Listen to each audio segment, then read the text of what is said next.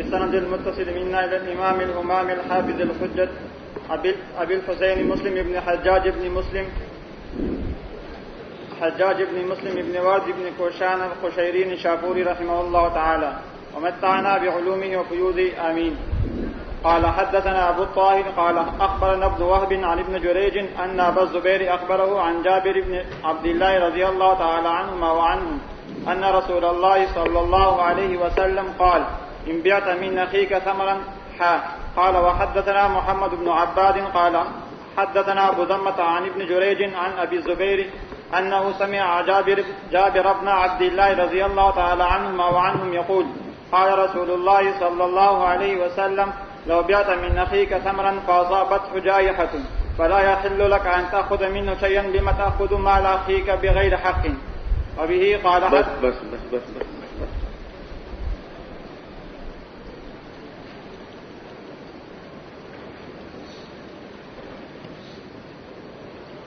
لو بعت من اخیک ثمرا،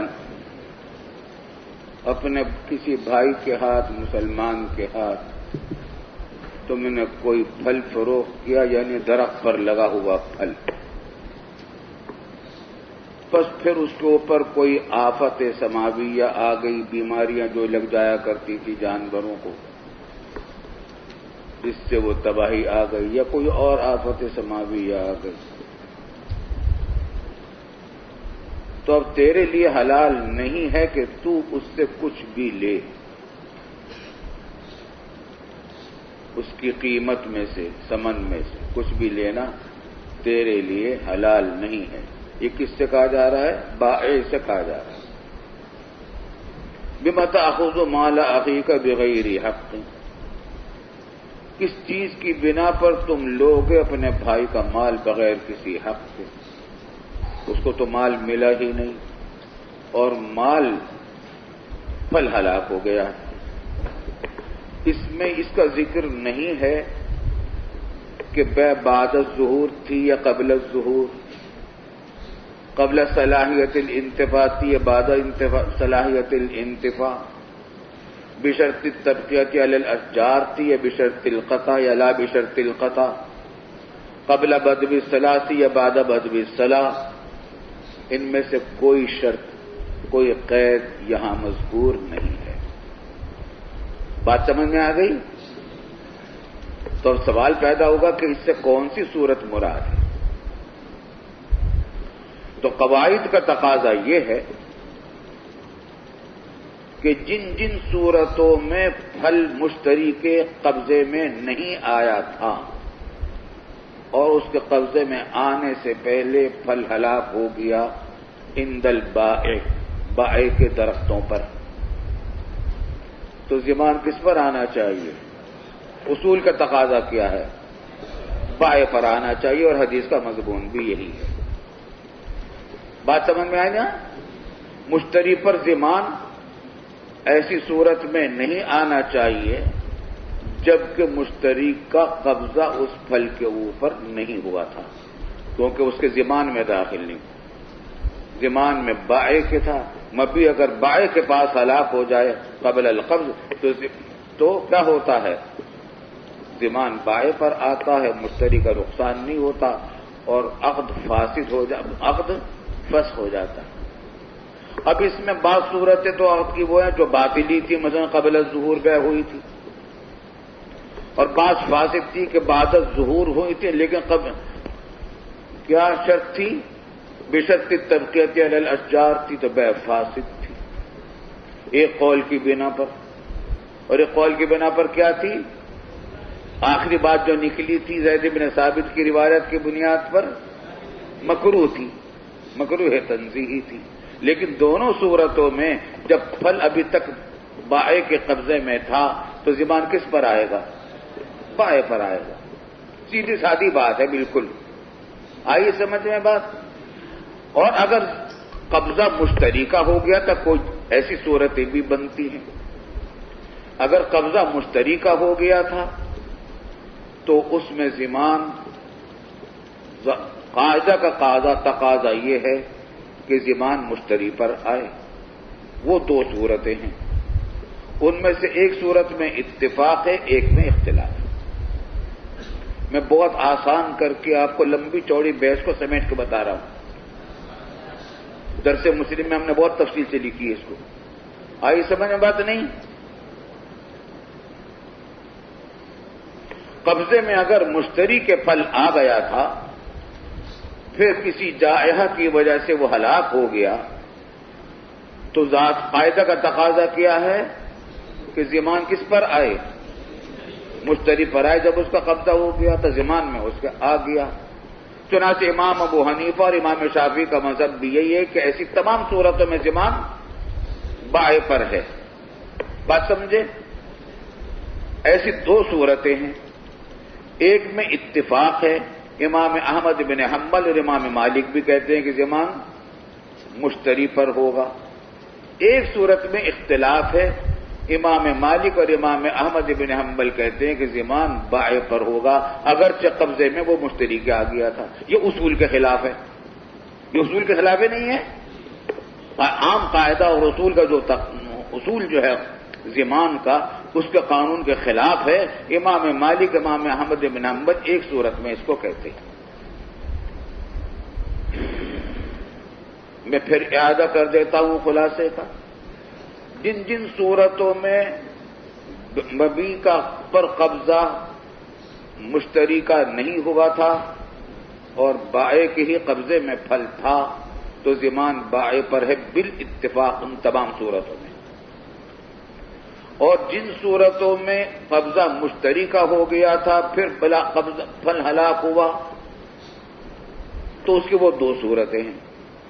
ان میں ایک صورت میں سب کا اتفاق ہے، اس کے اندر بھی ضمان کس کا ہوگا؟ مشتری کا ہوگا، اس میں ضمان کیونکہ قبضے میں مشتری کا آ گیا۔ ایک صورت ایسی ہے جس میں اختلاف ہے کہ ضمان میں آنے اگرچہ قبضہ مشتری کا ہو گیا تھا مگر ضمان کس پر آئے گا؟ بائع پر آئے گا، جو اصول کے خلاف ہے، گویا ایک استثنائی صورت کے قائل ہے۔ اور یہ جو اختلاف ہے امام مالک اور امام احمد بن حنبل کا ہے۔ اب بہت چھوٹی سی بات میں اختلاف ہے گیا، وہ دو صورتیں سمجھ لیجئے کون سی ہیں جن میں قبضہ مشتری کا ہو جاتا ہے، اور قبضہ چونکہ مشتری کا ہو جاتا ہے تو امام ابو حنیفہ اور امام مالک کہتے ہیں کہ ان دونوں صورتوں میں ضمان مشتری پر ہوگا۔ پہلی صورت وہ یہ کہ بے پھل کی ہوئی تھی قبل بدو الصلاح یا بعد بدو الصلاح، دونوں میں حکم ایک ہے۔ قبل بدو الصلاح یا بعد بدو الصلاح ہوئی تھی بشرط القطع، بائع نے شرط لگائی تھی کہ کاٹ لینا تم محمود صاحب، پھل ہوتا کاٹ لینا۔ پھر کیا ہوا؟ بائع نے تخلیہ بھی کر دیا، محمود سے کہا کہ لو دیکھو یہ باغ کھڑا ہے تمہارا، یہ میرا باغ ہے اور پھل تم کاٹنا چاہو کاٹ لو۔ مگر محمود نے نہیں کاٹا۔ اچھا نہیں بات سمجھ میں آ رہی؟ کاٹ لیا، ہاں نہیں کاٹا نہیں، تخلیہ کر دیا، کاٹا نہیں۔ اب کسی نے سوچا کہ امتحان سے فارغ ہو کر کاٹوں گا اطمینان سے، اس عرصے میں جائحہ آ گئی اور پھل ہلاک ہو گیا۔ کس کے ضمان میں ہلاک ہوا؟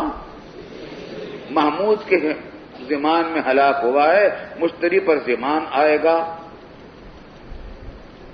اس پر سب کا اتفاق ہے، امام مالک بھی کہتے، امام احمد بن حنبل بھی کہتے اور امام بنی حنیفہ اور امام شافعی تو ہر صورت میں کہتے ہی ہیں۔ یہاں تک سب اصول کے موافق بات ہو رہی ہے، سمجھ میں آ رہی ہے بات؟ دوسری صورت جب کہ ضمان مشتری پر آتا ہے مگر اس میں اختلاف ہے، اور وہ یہ ہے کہ بیع ہوئی تھی بعد بدو الصلاح، بیع ہوئی تھی بعد بدو الصلاح لا بشرط القطع، شرط بائع نے کاٹنے کی نہیں لگائی تھی، محمود کو دے دیا اور تخلیہ بھی کر دیا، کہا کہ لو بھائی کاٹ لو پل، لیکن محمود نے کہا کہ میں تو نہیں کاٹتا، ابھی امتحان سے فارغ ہو کر کاٹوں گا۔ آئی سمجھ میں بات بھائی؟ تو ہلاک ہو گیا۔ اس صورت میں امام مالک اور امام احمد بن حنبل کا مذہب یہ ہے کہ ضمان مشتری پر نہیں آئے گا، بائع پر آئے گا، جبکہ امام ابو حنیفہ اور امام شافعی کہتے ہیں کہ یہاں پر بھی ضمان بائع پر آئے گا۔ نہیں، یہاں پر بھی ضمان مشتری پر آئے گا کیونکہ قبضہ مشتری کا ہے۔ ذہن میں آ رہی ہے بات؟ اختلافی صورت سمجھ میں آ گئی؟ امام ابو حنیفہ رحمۃ اللہ علیہ کا استدلال تو قواعد کلیہ سے ہے کہ جس کے ضمان پھل ہلاک ہوا نقصان بھی اسی کا ہوگا۔ امام شافعی کا استدلال بھی اسی اصول سے ہے، اور امام مالک اور امام احمد بن حنبل کا استدلال احادیث باب سے کہ اگر جائحہ آ جائے تو بائع کو کہا جا رہا ہے کہ تم اس سے قیمت نہ لو، اس میں کوئی کسی خاص صورت کا ذکر نہیں ہے۔ بات سمجھ میں آتی ہے؟ تو اس اطلاق کا تقاضا یہ ہے کہ بائع کا اس کا ضمان مشتری پر نہ آئے، بائع پر آئے۔ مگر دیکھ لو استدلال کتنا کمزور ہے، اس حدیث سے استدلال کتنا کمزور ہے، کیونکہ اس حدیث کے اس اطلاق پر تو امام مالک اور امام احمد بن حنبل پہلی صورت میں عمل ہی نہیں کرتے۔ پہلی صورت کیا تھی؟ زمانے میں قبضہ بائع کے آنے، قبضے مشتری میں آنے کی صورت کیا تھی؟ بیع قبل بدء الصلاح ہوئی ہو یا بعد بدء الصلاح، اور بائع نے تخلیہ کر دیا تھا، پھر پھل ہلاک ہو گیا بائع کے قبضے میں، پھر ہلاک ہو گیا مشتری کے قبضے میں، اس کا تخلیہ کر دیا تھا، مشتری کے قبضے میں پھل ہلاک ہو گیا، درخت ابھی کاٹا نہیں تھا اس نے، تو ضمان کس پر آتا ہے؟ تو وہاں تم کیا جواب دو گے؟ ہم کہتے ہیں مالکیہ اور امام حنابلہ سے کہ وہ جو تم کہہ رہے ہو کہ ضمان مشتری پر آتا وہ بھی تو اس حدیث کے خلاف ہے۔ بات سمجھ آ رہی نہیں آ رہی؟ ارے سمجھ آتی ہی نہیں آتی؟ اس حدیث کے خلاف ہے تو اس سے تو استدلال تمہیں کرنے کا حق ہے نہیں، کیونکہ اس اطلاق پر تم نے عمل نہیں کیا۔ ہم بھی اگر نہیں عمل کر رہے تو تم کون ہوتے ہو ہم سے مواخذہ کرنے والے؟ آئی سمجھ میں بات نہیں؟ تو وہ کہتے ہیں کہ اچھا ہمارا اصل میں استدلال کچھ اور ہے، وہ سمجھو، ہماری بات سمجھو۔ وہ یہ کہتے ہیں کہ جب بیع ہوئی ہو بعد بدء الصلاح لا بشرط القطع، تو اگرچہ تخلیہ کر دیا ہو بائع نے مشتری کے حق میں، لیکن مشتری پر اس کا قطع واجب نہیں ہوتا، بلکہ اس پر واجب ہے، کس پر؟ بائع پر، کہ اس پھل کو درخت پر لگا رہنے دے یہاں تک کہ پھل پک جائے اور تیار ہو جائے، بلکہ پانی بھی دیا کرے اس کو۔ آئی سمجھ بات نہیں؟ بائع نے پھل کو فروخت کیا تھا بعد بدء الصلاح اور لا بشرط القطع، قطع کی شرط نہیں لگائی تھی، قطع کا کوئی ذکر ہی نہیں کیا، کہا کہ بھئی اتنے میں فروخت کیا، محمود سے کہا۔ بات سمجھ میں آتی ہے؟ قطع کی شرط اگر لگاتے پھر تو قطع واجب ہو جاتا، قطع کی شرط نہیں لگائی۔ تو امام مالک امام احمد بن حنبل کہتے ہیں کہ اگرچہ اس نے نہ قطع کی شرط لگائی تھی نہ عدم قطع کی شرط لگائی تھی، جب مطلق تھی بیع تو ایسی صورت میں جب بعد بدء الصلاح بیع ہوتی ہے تو بائع پر واجب ہوتا ہے کہ پھل کو لگا رہنے دے درخت پر یہاں تک کہ پھل پک جائے، بلکہ اس دوران پانی بھی عابد ہی دیا کرے، ذمہ داری پانی دینے کی بھی اس کی ہے۔ سمجھے بات کو؟ جب یہ بات ہے تو اگرچہ تخلیہ کر دیا تھا عابد نے محمود کے حق میں، بائع نے مشتری کے حق میں، لیکن یہ قبضہ اور تخلیہ کل عدم ہو گیا، کل عدم ہو گیا، کیونکہ بائع پر واجب ہے کہ اس کو لگا رہنے دے درخت پر، اور پانی دینا بھی واجب ہے بائع پر، تو گویا در حقیقت یہ قبضے میں بائع ہی کے ہے، معنی کے اعتبار سے اس واسطے ہم کہتے ہیں کہ ضمان مشتری پر نہیں آئے گا، بائع پر آئے گا۔ آئی سمجھ میں بات؟ حنفیہ کہتے ہیں اور شوافع کہ ہم تمہارے اس اصول ہی کو نہیں مانتے کہ صاحب پکنے تک اس کو درخت پر باقی رکھنا واجب ہے اس کے ذمے، اور پانی دینا بھی واجب ہے۔ جب تخلیہ کر لیا تو قبضہ ہو گیا، جب قبضہ ہو گیا تو ضمان منتقل ہو گیا۔ تو بے اگر نقصان اگر ہوگا تو کس کا ہوگا؟ مشتری کا ہوگا۔ رہا حدیث باب، تو اس حدیث کے باب کے اطلاق پر نہ تم عمل کر رہے ہو نہ ہم عمل کر رہے ہیں۔ چنانچہ ہماری طرف سے جواب یہ ہے کہ یہ ان تمام صورتوں پر محمول ہے جبکہ مشتری نے قبضہ پھل پر نہیں کیا تھا۔ آ گئی سمجھ میں بات؟ حدیث باب کا جواب سمجھ میں آ گیا؟ چلو پڑھ لو پوری حدیث سے چلیں۔ وبه قال حدثنا حسن الحلواني قال حدثنا ابو عاصم عن ابن جريج بهذا الاسناد مثله.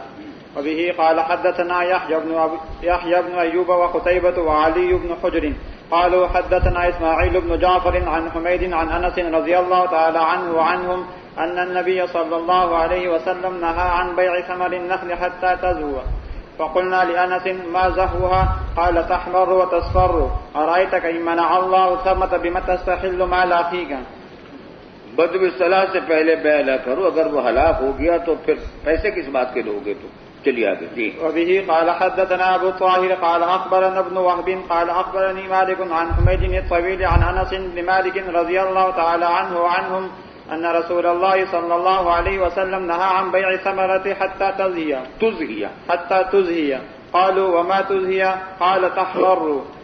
فقال اذا منع الله الثمرة فبما تستحل مال اخيك. اگر اللہ نے پھل کو روک ہی دیا، اس کے ظاہر سے معلوم ہوتا ہے کہ بیع ہوئی تھی قبل الظہور، پیدا ہی نہیں ہوا پھل، تو پیسے تم کس بات کے لوگ؟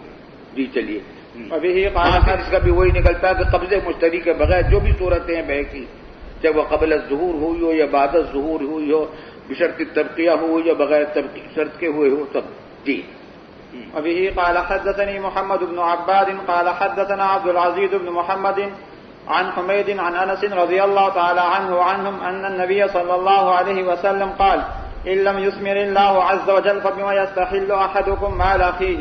جی۔ وبه قال حدثنا بشر بن الحكم وابراهيم بن دينار وعبد الجبار بن العلاء واللفظ لبشر قالوا حدثنا سفيان بن عيينة عن حميد الأعرج عن سليمان بن عتيق عن جابر رضي الله تعالى عنه وعنهم ان النبي صلى الله عليه وسلم امر بوضع الجوائح.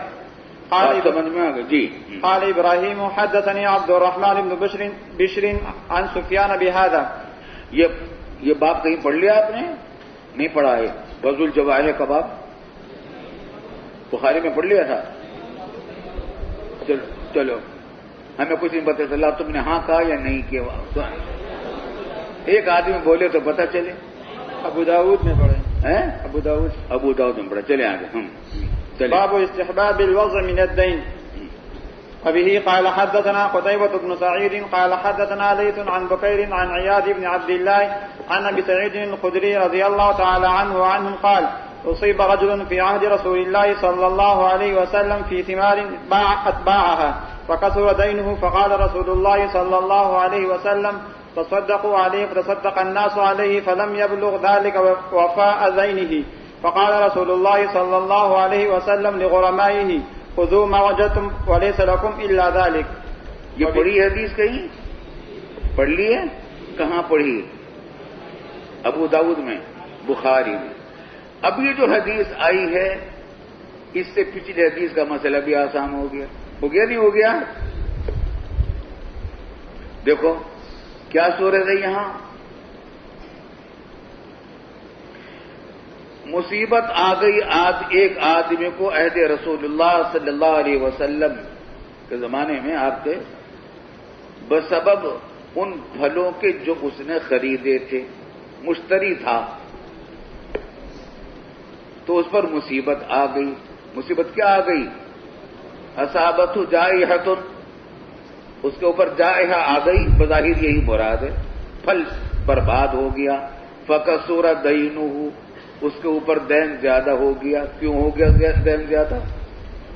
یہ تو مشتری تھا، اوپر کی حدیثوں کا تقاضا تو یہ تھا کہ بے فسخ ہو جاتی اور اس کے اوپر ضمان ہی نہ آتا، اور یہ نقصان مشتری کا نہ ہوتا بلکہ بائع کا ہوتا۔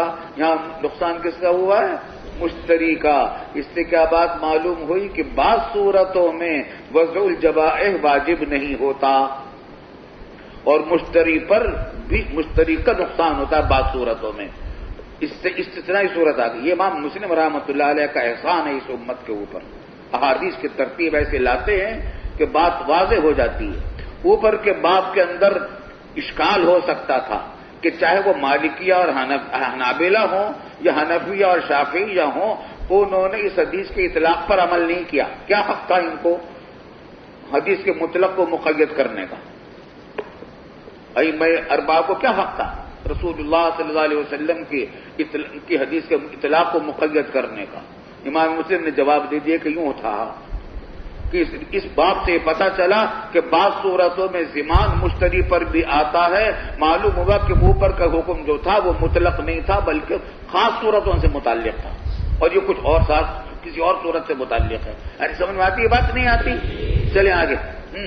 وبه قال حدثني ارجابی فقال رسول اللہ صلی اللہ علیہ وسلم تصدقوا علیہ۔ اب جب دین کثیر ہو گیا، بیچارہ مفلس ہو گیا اور مفلس بھی ہو گیا۔ ایک تو مفلس ہوتا ہے، ایک مفلس ہوتا ہے۔ مفلس تو وہ کہ بیچارہ مولوی ہے، طالب علم ہے، پیسے نہیں ہیں اس کے پاس، امدادی ہے، ایسے بات نہیں۔ اور مفلس وہ ہے کہ بڑا تاجر ہے اگرچہ، لیکن اس کے جتنے مملوکات ہیں وہ کم ہیں اور دیون اس کے اوپر اس سے بھی زیادہ ہیں، تو اس کو حکومت قاضی فیصلہ کر دیتا ہے کہ یہ مفلس ہے۔ اور مفلس ہونے کا کیا مطلب ہوتا ہے کہ اب اس سے ڈر کر رہنا، اس سے خرید و فروخت کرتے ہوئے ڈرنا، کیونکہ پھر تمہارے اوپر دوسری پابندیاں آ جائیں گی، پیسے بعض اوقات تمہارے بھی ڈوبنے کا اندیشہ ہو جائے گا۔ اس کو دیوالیہ ہونا کہتے ہیں۔ بات سمجھ میں آتی ہے؟ تو لوگ اس کے اوپر دین کثیر ہو گیا، تو آپ نے لوگوں سے کہا کہ بھئی اس کو صدقہ خیرات کرو۔ فتصدق الناس علیہ، صدقہ کیا لوگوں نے، مگر فلم یبلغ ذلک وفاء دینہ، صدقے میں جتنا مال آیا وہ کافی نہ ہوا دین ادا کرنے کے لیے۔ ذہن میں آتی ہے بات؟ فقال رسول، تو اب مفلس ہو گیا۔ اب یہ نیا مسئلہ آ گیا یہاں کہ مفلس کا حکم کیا ہوتا ہے۔ بات سمجھ میں آتی ہے؟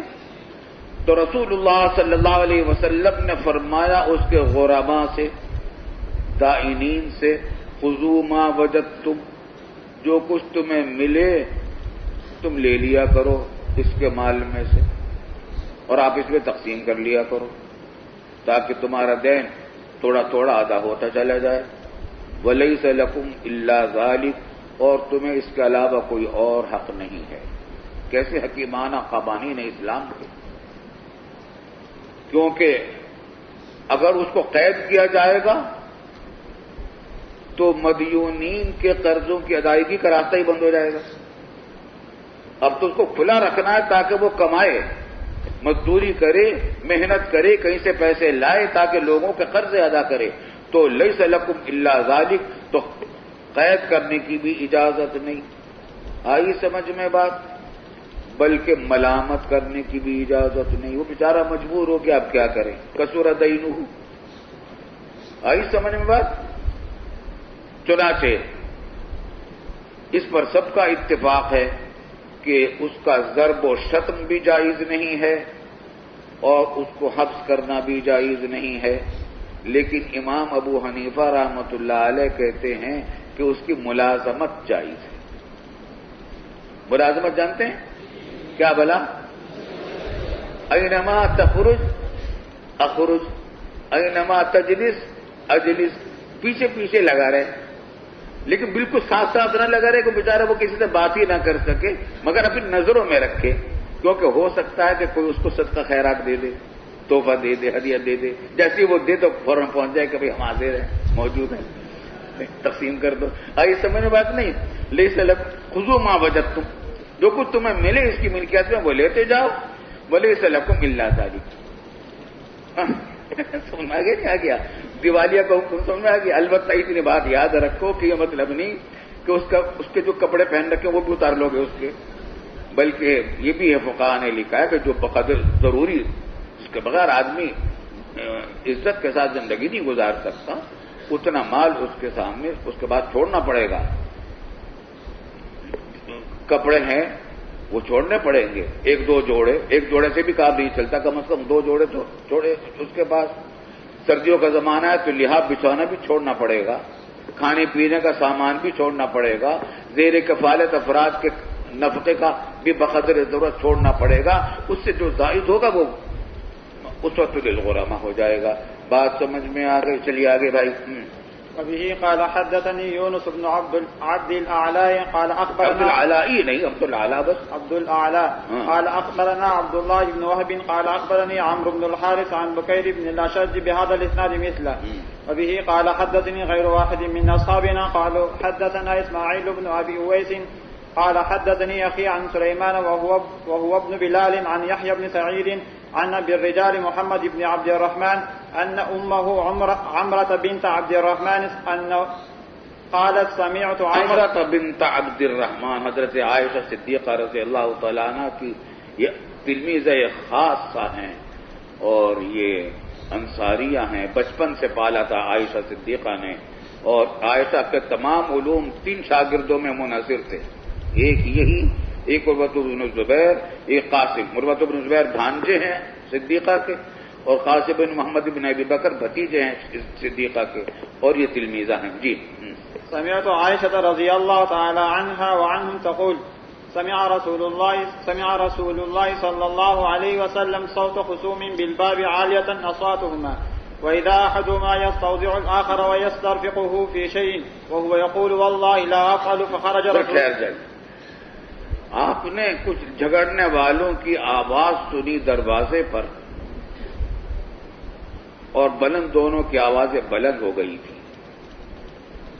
اچانک پس اور وَإِذَا أَحَدُهُمَا يَسْتَوْجِعُ الْآخَرَ، اب جو سنا حضور صلی اللہ علیہ وسلم نے تو پتہ چلا کہ ان میں سے ایک دوسرے سے معافی طلب کر رہا ہے، کٹوتی مانگ رہا ہے، منہائی مانگ رہا ہے، یعنی وضع دیگ کی درخواست کر رہا ہے.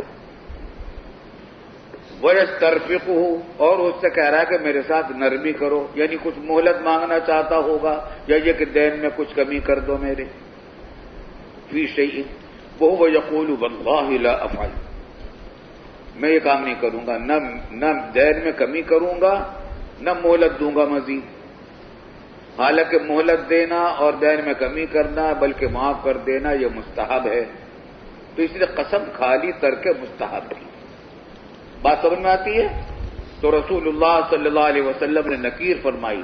فخرج رسول اللہ صلی اللہ علیہ وسلم علیہما فقال این المتعلی علی اللہ. متعلی علیہ کرنے والا، علیہ کہتے ہیں قسم کو، حلف کو. کون ہے وہ شخص جو قسم کھا رہا ہے اللہ کے مقابلے پر؟ کس بات کی قسم کھا رہا ہے؟ کہ لا یفعل المعروف، کہ نیک کام نہیں کروں گا. نکیر فرمائی. خوب یاد رکھیے یہاں پر 2 باتیں ہیں. ایک تو یہ ہے کہ آدمی مستحب کو ترک کر لے، اس پر کوئی مواخذہ نہیں ہے، لیکن ترک کرنے پر قسم کھا لے کہ یہ کام میں نہیں کروں گا، یہ ممنوع ہے. اس کی ممانعت فرمائی رسول اللہ صلی اللہ علیہ وسلم نے. اور ہم نے کتاب الایمان میں وہ جو حدیث آئی تھی اس کی بھلا زمام بن ثعلبہ کی اور ایک اعرابی کی، نجدی اعرابی کی، تو اس نے قسم کھائی تھی کہ واللہ لا ازید علی ھذا ولا انقص. تو اس کا ایک مطلب یہ بنتا ہے کہ میں بس فرض ادا کروں گا، نفلیں نہیں پڑھا کروں گا. اس پر ہم نے یہ سوال اٹھایا تھا کہ ترک نفل تو جائز ہے لیکن ترک نفل پر قسم کھانا جائز نہیں. اور ہم نے کہا تھا کہ جلد ثانی میں وہ حدیث آ جائے گی جہاں اس کی ممانعت آئی ہے، وہ آ گئی حدیث. آئی سمجھ میں بات؟ چلیے آپ کو وہ وعدہ ہمارا یاد ہو یا نہ ہو مگر ہمیں اپنا وہ وعدہ یاد ہے. چلیے. قال انا یا رسول اللہ، یا رسول اللہ میں نے قسم کھائی تھی. فلہ ای ذلک حق، بس اب اس کے لیے اختیار ہے جس چیز کو وہ چاہے. کیا مطلب؟ چاہے تو دین میں کمی کر دے، یہ چاہے تو مہلت بڑھا لے، یا کوئی اور نرمی کرنا چاہے تو کر لے. آگے چلیے. وبه قال حدثنا حدثني وبه قال حدثني حرملة بن يحيى قال أخبرنا عبد الله بن وهب قال أخبرني يونس عن ابن شهاب قال حدثني عبد الله بن كعب بن مالك قال أخبره عن أبيه رضي الله تعالى عنه وعنهم أنه تقاضى ابن أبي حدرة دينا كان له عليه في عهد رسول الله صلى الله عليه وسلم في المسجد. کعب بن مالک نے تقاضا کیا ابن ابی حضرت سے اپنے دین کا، جو کہ تھا کعب بن مالک کا ابن ابی حضرت پر رسول اللہ صلی اللہ علیہ وسلم کے زمانے میں مسجد میں، فی عہد رسول اللہ صلی اللہ علیہ وسلم فی المسجد، فارتفعت اصواتهما حتی سمعها رسول اللہ صلی اللہ علیہ وسلم وهو فی بیتہ، آپ گھر میں تھے. فخرج الیہما رسول اللہ صلی اللہ علیہ وسلم حتی کشف سجفا اور سجفا حجرتہ، اپنے حجرے کا پردہ آپ نے کھولا. سجف اور سجف پردے کو کہتے ہیں. ونادا کعب بن مالک، اور کعب بن مالک کو آواز دی. فقال یا کعب، فقال لبیک یا رسول اللہ. تو فاشار الیہ بیدہ، بس آپ نے زبان سے تو کچھ نہیں آگے فرمایا، بس اپنے ہاتھ سے اشارہ کیا. انزع الشطر من دینک، اشارہ یہ تھا ہاتھ سے کہ آدھا دین تم وضع کر دو، منہا کر دو، معاف کر دو اپنے دین میں سے. قال کعب قد فعلت یا رسول اللہ. قال رسول اللہ صلی اللہ علیہ وسلم قم فاقضه. ابھی ابن ابی حضرت سے کہا کہ چلو اٹھو، اب تمہارے ذمہ دین آدھا رہ گیا، وہ ادا کرو. چلیے آگے. مصالحت کروا دی آپ نے. چلیے آگے. وبه قال حدثناه إسحاق بن إبراهيم قال أخبرنا عثمان بن عمر قال أخبرنا يونس عن الزهري عن عبد الله بن كعب بن مالك أن كعب بن مالك رضي الله تعالى عنه وعنهم أن أخبره أنه تقاضى دينا له على ابن أبي حدرة بمثل حديث ابن وهب. قال مسلم وروى الليث بن سعد قال حدثني جعفر بن ربيعة عن عبد الرحمن بن هرمز عن عبد الله بن كعب بن مالك عن كعب بن مالك رضي الله تعالى عنه وعنهم أنه كان له مال على عبد الله بن أبي حدرة الأسلمي فلقيه فلزمه فتكلم حتى ارتفعت الأصوات. تو ان سے ملاقات کی اور اس سے چپٹ گئے کا مطلب یہ کہ مصر ہو گئے کہ دین ادا کرو. جی. فلزمه فتكلم حتى ارتفعت الأصوات فمر بهما رسول الله صلى الله عليه وسلم فقال يا كعب، فأشار بيده كأنه يقول النصف، فأخذ نصفا مما عليه وترك نصفا. چلو.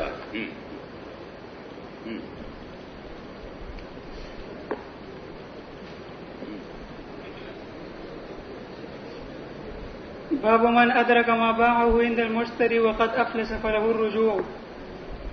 وبه قال حدثنا أحمد بن عبد الله بن يونس قال حدثنا زهير قال حدثنا يحيى بن سعيد قال أخبرني أبو بكر بن محمد بن عمرو بن حزم أن عمر بن عبد العزيز أخبره أن أبا بكر بن عبد الرحمن بن الحارث بن هشام أخبره أنه سمع أبا هريرة رضي الله تعالى عنه وعنهم يقول قال رسول الله صلى الله عليه وسلم أو قال سمعت رسول الله صلى الله عليه وسلم يقول من أدرك ماله بعينه عند رجل قد أفلس أو إنسان قد أفلس فهو أحق به من غيره. پڑھا یہ مسئلہ؟ پڑھ لیا ہے؟ ابو داؤد میں پڑھ لیا. مزیدار مسئلہ ہے اور اس میں چلو خیر الحمدللہ کام آسان ہو گیا. جس شخص نے پا لیا اپنا مال دوسرے کے پاس، بعینی، مالہ کا لفظ یاد رکھیے اور بعینہ کا لفظ یاد رکھیے. حنفیہ کے کام کے ہیں دونوں لفظ. آئی سمجھ میں بات؟ عند رجل سے مراد ہے مشتری. قد افلسا، وہ بیچارہ مفلس تھا، مفلس تھا. او انسان قد افلسا، فہو احق بہ، کون؟ واجد یعنی بائع دوسرے سے بے زیادہ مستحق ہے۔ اس میں دیکھو بے کا کوئی ذکر نہیں ہے۔ من ادرک مالہ بعینہ عند رجل قد افلس او انصار قد افلس وهو احق بہ من غیرہ، جس نے اپنا مال بعینہ دوسرے کے پاس پایا اور وہ تھا مفلس، تو وہ مال، اس مال کا حقدار یہ پانے والا ہے دوسروں کے مقابلے میں، یعنی اسوۃ للغرماء نہیں ہوگا۔ قاعدہ یہ ہے نا، ابھی پڑھ چکے آپ کہ مفلس جو ہوتا ہے اس کا جو مال بھی آئے وہ تقسیم ہو جاتا ہے غرماء میں برابر برابر، لیکن یہ تقسیم نہیں ہوگا کیونکہ اس نے اپنا مال اس کے پاس پایا، مالہ اس کا اپنا مال بعینی پایا ہے، تو یہ تقسیم نہیں ہوگا۔ چنانچہ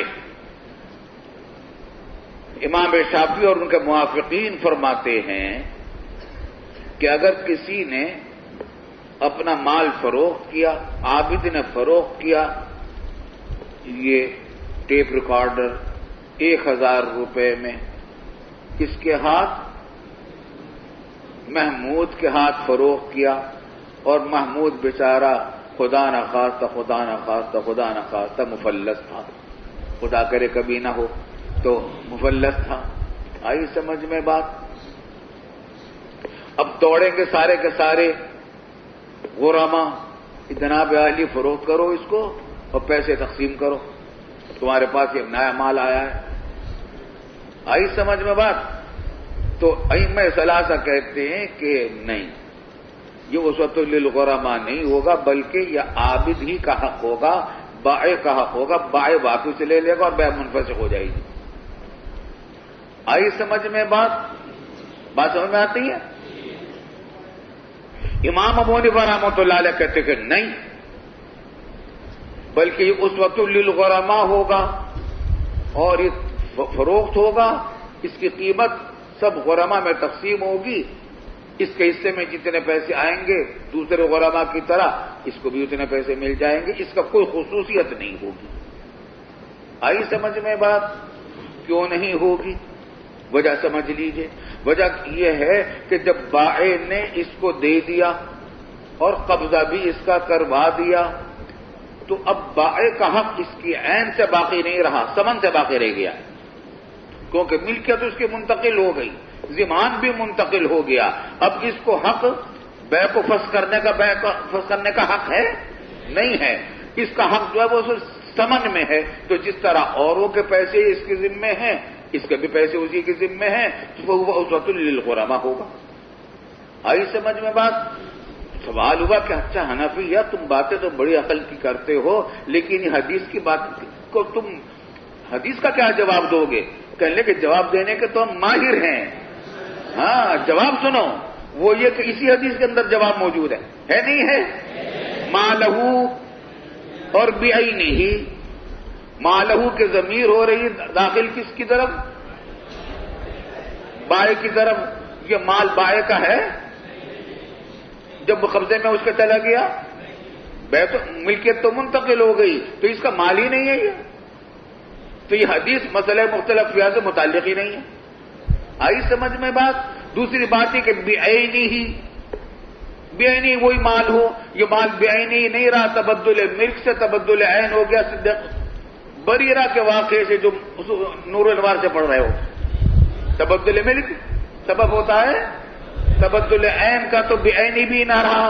معلوم ہوا کہ اس حدیث کا تعلق مختلف فیہا سے نہیں ہے، تو فضول تم ہمارے خلاف حجت بیان کرتے ہوئے اس حدیث کی۔ آئی سمجھ میں بات نہیں؟